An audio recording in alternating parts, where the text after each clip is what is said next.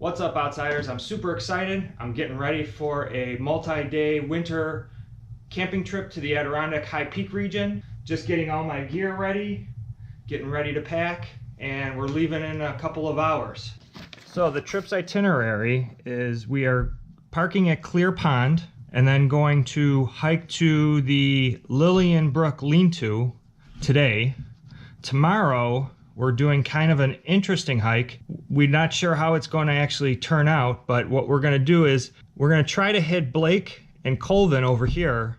Problem is, from the Lillian Brook, there's no real trail other than going really far around. So what we're going to actually try to do is we're going to bushwhack our way over to this West Inlet, head up the West Inlet, and we have two choices. There's a slide on Blake, or we're going to go all the way to Elk Pass and around to hit Blake and Colvin. There's a waterfalls there, and from the reports that we've seen, there's actually a trail that goes from the Elk Lodge somewhere here up to those waterfalls. So we're confident that if we can get this bushwhack over to here, we're going to make those summits. Then on the next day, we're going to go from the Lillian Brook Lean-To and hit Macomb, South Dix, Grace, Hough, and down, and then the final day we'll hike out. Aside from the awesomeness of heading to the Adirondack High Peaks and getting a couple more peaks towards my 46er, I have some new gear this time to try out. So the first piece of gear is a sleeping bag. We got this, both me and my friend bought these. They're -30 Mountain Hardware Lamina Z Bonfire sleeping bags. I think they're discontinued. We got them on closeout for a couple $100. There's always trade-offs with sleeping bags. You can pay a lot more and they get a lot smaller and a lot lighter. This one isn't too bad. I think it's around 5.5 pounds, which isn't bad for a -30 bag. The problem is it doesn't really compress much. This is not compressed all the way, but my problem is my bag is actually kind of a cone going up and it gets smaller at the top. So I'm having a little hard time just getting it down into the bag. So I'm leaving it a little bit uncompressed and gonna kind of force it my way into the bag. But I'm excited, should be nice and toasty. The other piece of gear that's new this year is last time and other winter hikes, I've borrowed an ice axe. This year I got one for Christmas. This is a black diamond. I've made a couple modifications to it. I had some foam around, so I made a protector for the spike out of some foam and just Gorilla Tape. That should do there. But the other part of it is I had a couple spare pieces of Kydex around. So I made a protector for the top that fits over. It's kind of snug, but that's okay. And then this just fits over the top here. So that'll protect that while it's hanging on the back of my bag. Definitely gonna need this if we do the Blake slide. Another new piece of gear that I have is just a cheap pair of goggles. Outdoor Master, it was like 17 bucks on Amazon. This is the 60% VLT light blue. So it's a little bit, it could use it at night. And if there's a dark, heavy storm coming through. I've tested this outside. Seems to be fog free. So I'm gonna give these a try. I don't know if we're gonna hit conditions that will warrant having these on, but I will definitely give them a try. And another new piece of gear that I haven't actually tried on a long hike is my Black Diamond Storm headlamp. I'm excited because this is a super bright headlamp. It will be much better than what I had in the past. Always love my Hydro Flask vacuum sealed bottle, and keeps tea warm and also keeps your water from not freezing. I'm gonna try to stuff all this in.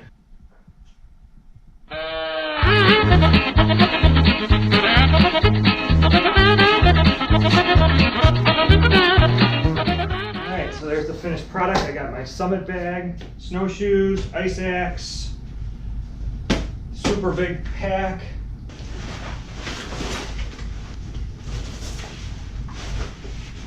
You can see the bag is tall Got everything on there, snowshoes, summit pack, ready to go.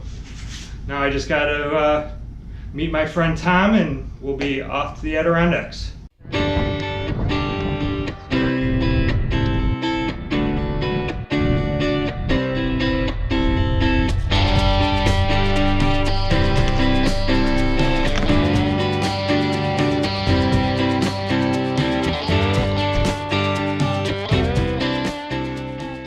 We are here at the end of the road.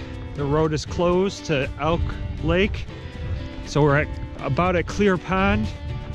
We've got about a 5.5 mile walk to the Lillian Brook Lean-To. We'll hit the, what is it, Slide Brook first, Lean-To, and then we'll find ours.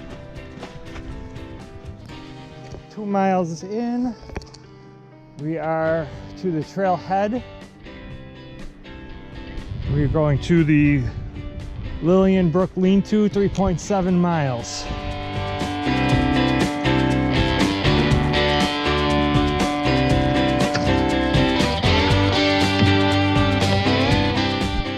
That wind is whipping up there. We're protected underneath this canopy. We're not really feeling it, but it's whipping up there. Okay, we're off of the private land and I think we're going into the actual Adirondack Park now. We've come to the Slide Brook Lean-To up here. We're not staying here tonight. We're gonna go about a mile up the trail to the Lillian Brook. There we go. Just made a quick stop to put on our snowshoes. We're all strapped up. Got about a mile to go. So we've reached Lillian Brook. Lillian Brook.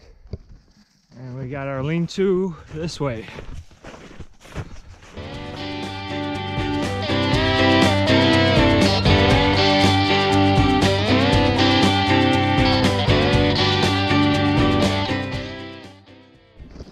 Got a nice clear day. The night was good. We spent it with Tim and his dog in the lean-to. Today we're going to do our bushwhacking to Blake and Colvin. Looks to be a good day to do it. Not sure if we're going to get there or not, but we're going to give it a try. We're enjoying breakfast in the lean-to. Tom's got oatmeal. I've got my Mountain House breakfast skillet, some Starbucks coffee. We're getting our tea ready for the day. And I do have to say, although bulky, our Mountain Hardwear Lamina Z bonfires came to the rescue. It wasn't real cold last night, but it was probably in the low 20s, high teens. I ended up taking off all my base layers. Nice and cozy.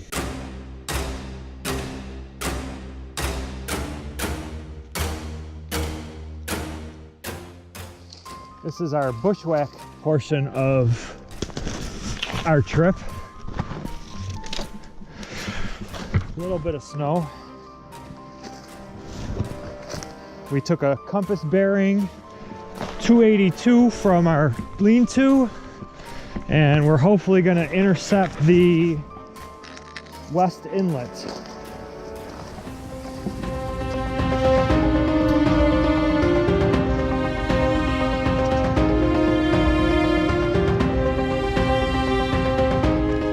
First little ridge that we wanted to get to the top of, and now we're heading down. We see a little game trail right here. As we're coming down the backside of this ridge, we're making sure that we're not making our path back too hard. We're doing some switchbacks because we got to come back this way, and we don't want to, even though it's easy going downhill, we do have to come back uphill on the return trip.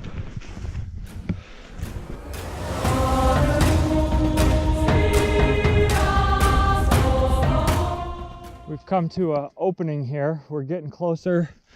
We think that is Lookout Rock.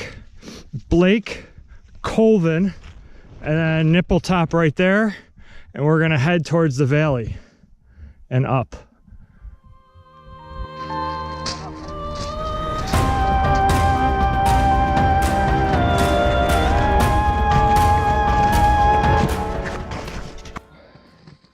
I just post-holed into there, which is a little bit of a stream, and we were talking that we're going to turn around because our objective is not going to happen today. We've been out for too long and we were going to turn around. I took one step and I didn't have a snowshoe on, and we can't find it. We're digging down in this hole and all around, can't find my snowshoe. Found it.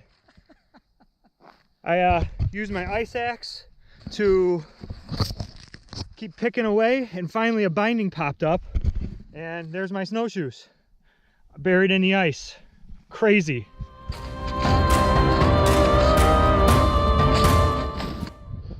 Well, we didn't meet our objective of Blake and Colvin. They're behind me.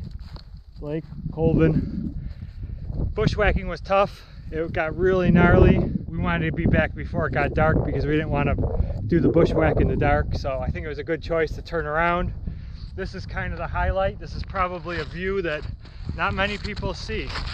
Being here in the valley, in this open area with the Colvin Blake Range over there. We've got Nipple Top over there. Just beautiful. Just want to take it in for a little bit.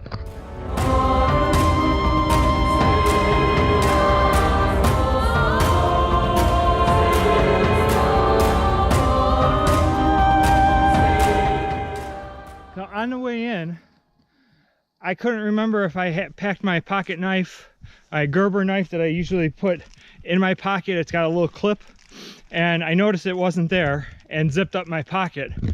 And it was right around this section, just past this section. So I said, I'm gonna start looking for my knife. Looking in the ground, see if it fell off as we were bushwhacking. Well, look at where I found it. It's hanging in the tree right there. Well, we made it back to the lean-to. Learned a few lessons. Breaking trail and bushwhacking is hard work. We had some lofty ambitions. You know, we hope to get to the waterfall. If we moved a little quicker, we were going to try to do Blake and Colvin. Didn't work out. Made the right decision to turn around. We didn't want to be bushwhacking in the dark. A lot quicker coming back after we broke the trail. Have some funny stories. Lost that snowshoe. Found that knife. The other thing that happened is with all the post holing, my pants are a little bit, need a little mending tonight. My wife fixed these before we came, and I think the spot where she fixed actually is the only spot that's still together. So I'm going to do some sewing, get ready for tomorrow's hike of Macomb, South Dix, Grace, and Hough.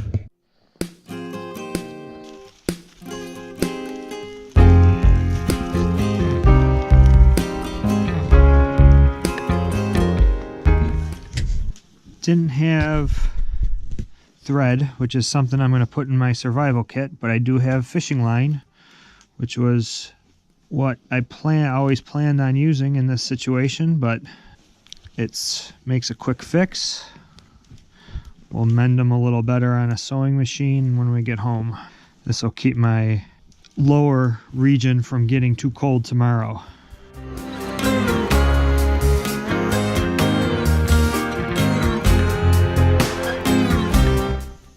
We made it through another night.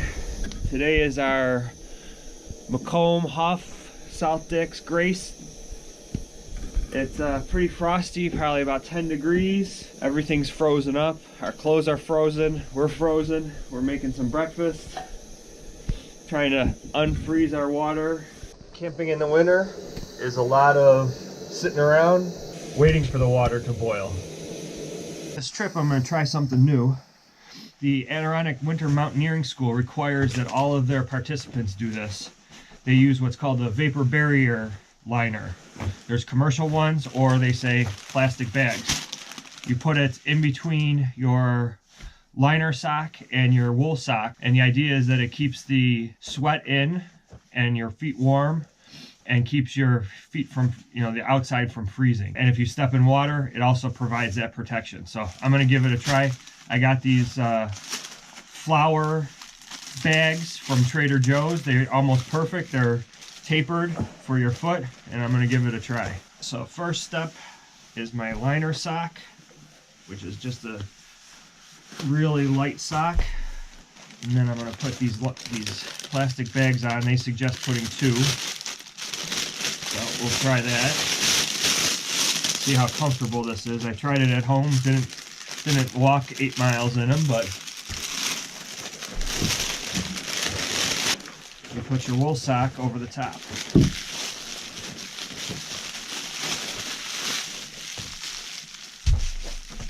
Kind of like your mom used to do with your moon boots. Boots are a little frozen overnight. We're just trying to thaw out the toes and the laces so we can at least get them on our feet. We are off.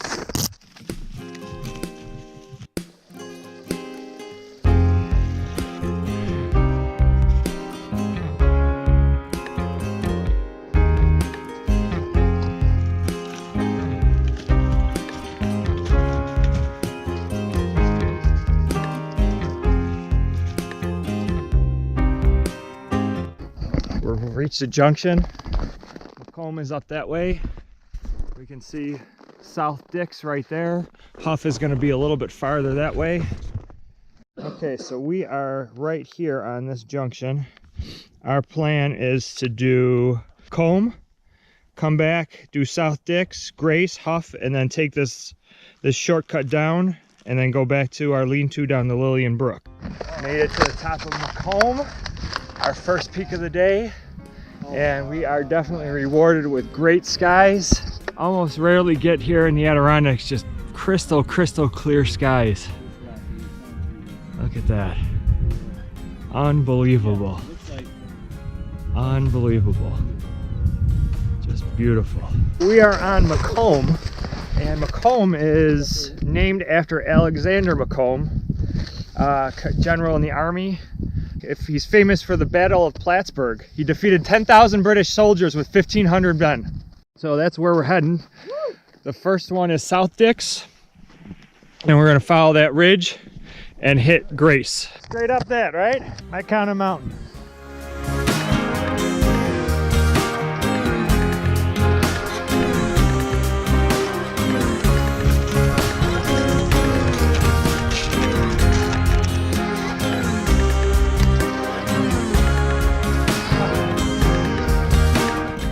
Very epic sign, but we made it.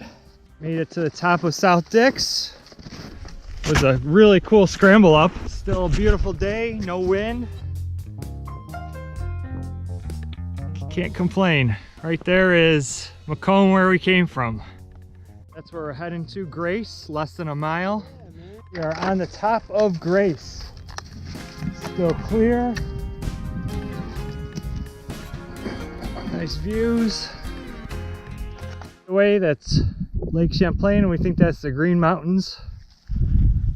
We are on the summit of Grace, which used to be called East Dix, but got renamed in 2014 to Grace in honor of Grace Udolowski, who was the 9th person to become a 46er and the first female to become a 46er, and she has done a ton of work for the Adirondack and 46er historical societies, chronicling a lot of the area.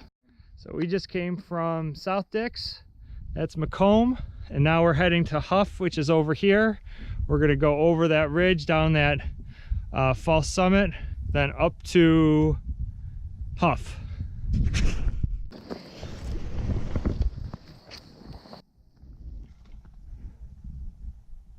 We just came across South Dix's summit, and now we're heading to Hough. There's the ridge line we're going to follow. That's false summit that we saw before, and then that ridge line right up. It looks like a pretty interesting hike up that ridge line.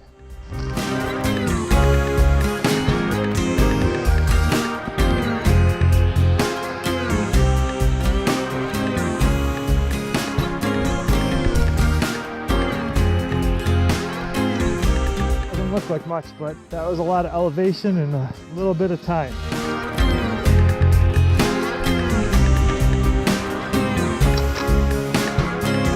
This is that neat ridge you're seeing from a distance that we're going to travel along the spine right up to the summit.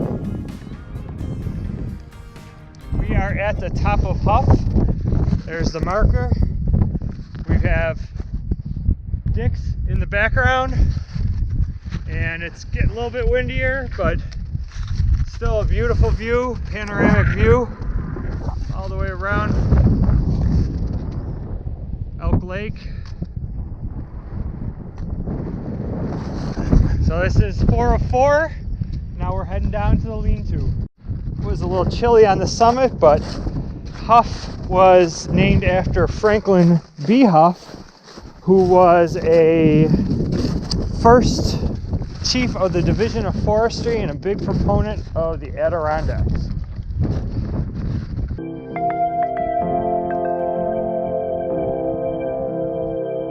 After a hard day's work, we are blessed with this beautiful sunset over the mountains.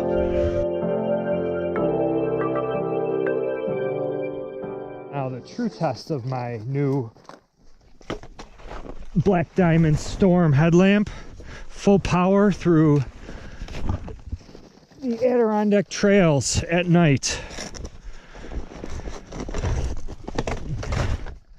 Gives a pretty good illumination, way better than my previous model. So we're on that rock scramble granite up South Dix. A little bit different at night. Got to be sure of your footing. After a long day, that's the sign you want to see.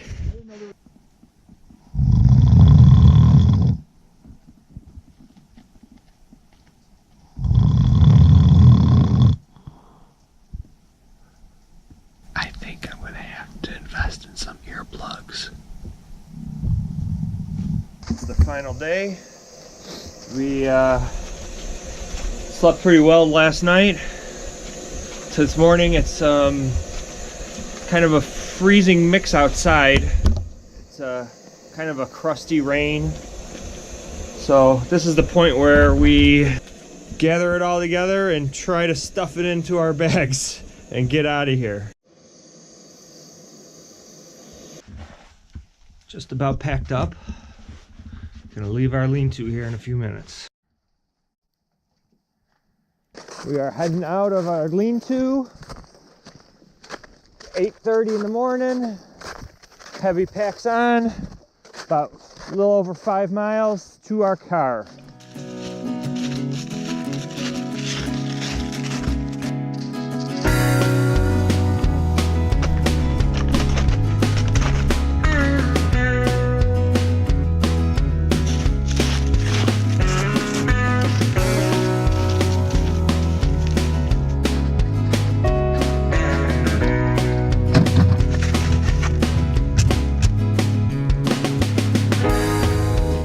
We're on the last little stretch.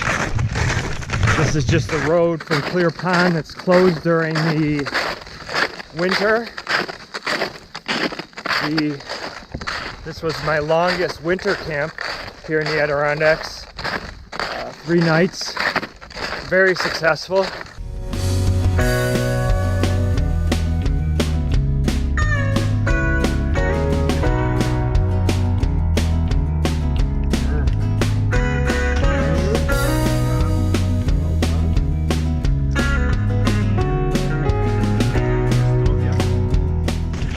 So if you like this video, smash the like button, subscribe to my channel, and I'll see you guys outside.